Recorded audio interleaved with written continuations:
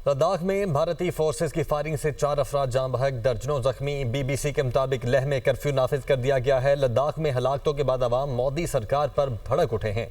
BJP दफ्तर जलने पर दिल्ली हुकूमत ने मकामी अवाम को मुर्द इल्ज़ाम ठहराया। भारतीय हुकूमत का एक्टिविस्ट सोनम वांगचुक पर लोगों को भड़काने का इल्ज़ाम। वांगचुक ने तरदीद कर दी। भारतीय फोर्सेज ने अवामी आवाज़ दबाने के लिए ताकत का सहारा लिया। हंगामों की जिम्मेदारी अवाम पर डालकर भारत ने अपनी बर्बरियत छुपाने की कोशिश की। पुलिस ने मुजाहिरीन पर गोलियां चलाई, आंसू गैस का भी इस्तेमाल किया।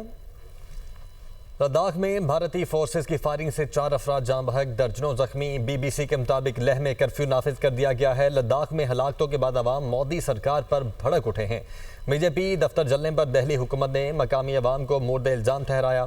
भारतीय हुकूमत का एक्टिविस्ट सोनम वांगचुक पर लोगों को भड़काने का इल्ज़ाम। वांगचुक ने तरदीद कर दी। भारतीय फोर्सेज ने अवामी आवाज़ दबाने के लिए ताकत का सहारा लिया।